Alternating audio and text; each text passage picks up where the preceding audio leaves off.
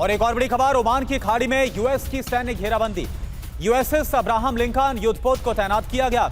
ईरानी बंदरगाहों और तटों पर अमेरिकी सेना की नजर है। तो देखिए, एक तरफ वार्ता और दूसरी तरफ लगातार जो सैन्य बेड़ा है उसे और ज्यादा मजबूत किया जा रहा है, चाहे वो ओमान की खाड़ी हो, स्ट्रेट ऑफ हॉर्मुज हो। तो सवाल ये उठना लाजमी है कि क्या अमेरिका वार्ता का दिखावा करके पीठ पीछे कुछ और करने की प्लानिंग कर रहा है?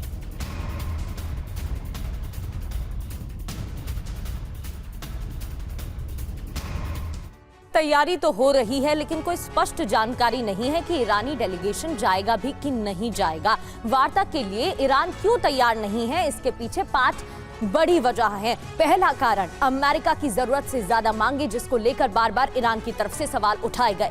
हकीकत से दूर अमेरिका की अपेक्षाएं दिख रही हैं। किसी बात पर कायम ना रहना, बार बार विरोधाभासी बातें करना, जैसा कि व्हाइट हाउस और डोनाल्ड ट्रंप की तरफ से भी अलग अलग बयान दूसरे वार्ता को लेकर भी सामने आए। और स्ट्रेट ऑफ हॉर्मुज में अमेरिकी नाकाबंदी, जिसको लेकर ईरान की तरफ से एक बड़ा कदम भी उठाया गया। तो इधर हॉर्मुज में अमेरिकी नाकाबंदी के बाद ये कदम उठाए गए हैं। आपको बता दें कि ईरान की तरफ से बातचीत को लेकर साफ इनकार किया गया। संजय सोई सर, जिस तरीके से ईरान की तरफ से कहा गया है कि अमेरिका विरोधाभासी रुख अपनाए हुए है, उससे तो साफ दिख रहा है कि ईरान में बहुत नाराजगी है अमेरिका के रुख को लेकर। दूसरी ओर डोनाल्ड ट्रंप की बात करें तो उनकी तरफ से अपनी शर्तें स्पष्ट तौर पर रख दी गई हैं। अब यह भी स्पष्ट नहीं किया गया है कि डेलीगेशन कौन सा होगा, कौन वो लोग होंगे जो प्रतिनिधि मंडल में मौजूद होंगे, और ईरान की तरफ से डेलीगेशन जाएगा भी कि नहीं, ये भी स्पष्ट नहीं है।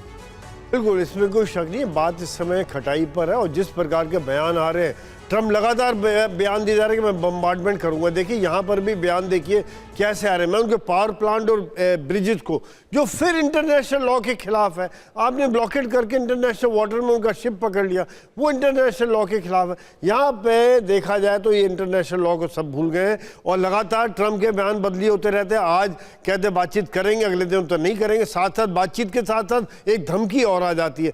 एक लाइन बातचीत की होती है, 3 लाइन धमकी की होती है। तो यहाँ पर ईरान की जिस प्रकार से विचारधारा है, सोच विचार है, उन्हें लगा था कि लीडरशिप खत्म हो गई, विचारधारा चेंज होगी।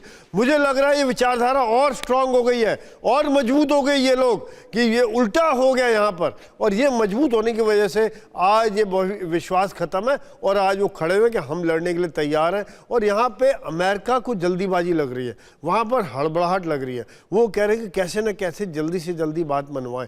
अब ट्रम्प की पॉपुलैरिटी कम होती जा रही है, 37%। कल की ईरान को अब ये लग रहा है कि लगातार वो मदद मांगते रह गए बाकी नेटो देशों से, लेकिन कोई सामने नहीं आया मदद के लिए।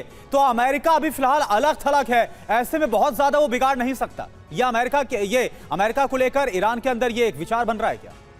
बिल्कुल, देखिए ये क्या है कि अमेरिका के अंदर भी 37% उनकी रेटिंग आ गई कल की जो रिपोर्ट है, और साथ साथ में नेटो में कोई देश साथ नहीं आ रहा है। तो ये सब देखते हुए ईरान भी समझ रहा है कि आज अमेरिका अकेला अलग थलग पड़ा हुआ है और इस समय वो स्टैंड ले सकता है। और ईरान ने जो तैयारी की है, सालों से तैयारी की है, 500 मीटर नीचे उन्होंने अपना शहर बसाया हुआ है, जिसके नीचे तक बंकर बस्टर भी नहीं पहुंच सकते हैं। वो सब तैयारी ईरान की रातों रात 1 साल की नहीं है, कई सालों से उसको पता था कि ऐसा होगा। बिल्कुल, दशकों की तैयारी है। रातों रात ये ईरान ने अपनी जो सैन्य क्षमताएं नहीं बढ़ाई है, और ये अमेरिका भी जानता है, और वो कितने भी हमले कर ले बंकर बस्टर बम से, लेकिन जिस तरह से उनका डिजाइन किया गया, उन्हें नष्ट करना नामुमकिन है। अमेरिका इस सच्चाई को जानता है। एक और बड़ी खबर, वेस्ट बैंक में इजरायली सेना का एक्शन।